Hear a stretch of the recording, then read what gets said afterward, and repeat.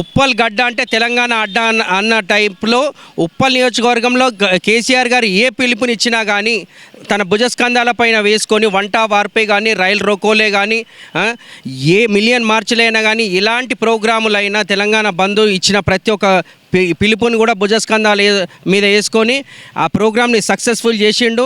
ఆ తెలంగాణ ఉద్యమాన్ని ఉవ్వెత్తిన ఎగిసిపడేటట్టుగా ఉప్పల్ నియోజకవర్గంలో గొప్ప గొప్ప కార్యక్రమాలు చేపట్టిండు. కాబట్టి అన్న పార్టీకి ఇంత సేవ చేసిండు. అన్నని గుర్తించి గతంలోనే రాష్ట్ర కార్యదర్శిగా కూడా కేసీఆర్ తన రాష్ట్ర కార్యవర్గంలో ఆయనకు పదవి ఇవ్వడం జరిగింది.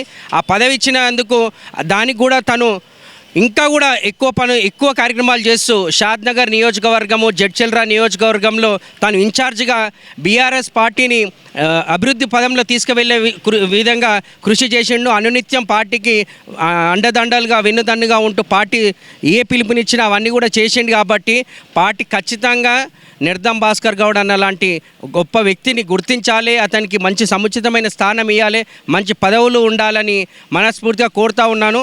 మన అందరి అదృష్టంగా భావిస్తూ ఉన్నాను. మన చిలకనగర్ డివిజన్కే కానీ ఉప్పల్ నియోజకవర్గంలో కానీ ఇలాంటి గొప్ప నాయకుడు మనకు అందుబాటులో ఉండడము, ఆ గొప్ప నాయకునికి ఆ భగవంతుడు మంచి పదవులు ఇవ్వాలని మనస్ఫూర్తిగా కోరుకుంటూ అన్న జన్మదిన శుభాకాంక్షలు. అన్న మీరు ఇలాంటి సేవా కార్యక్రమాలు ఇంకా ముందు కూడా తీసుకుపోవాలి. ఖచ్చితంగా జనాల మధ్యలో అనునిత్యం మీరు ఉండాలని, మీ సేవా కార్యక్రమాలు ప్రజలు ఎప్పుడు కూడా గుర్తుంచుకుంటారని మరొకసారి మీకు జన్మదిన శుభాకాంక్షలు తెలియజేస్తూ అన్నకు మంచి పదవులు రావాలని మనస్ఫూర్తిగా కోరుతా ఉన్నాను. Thank you.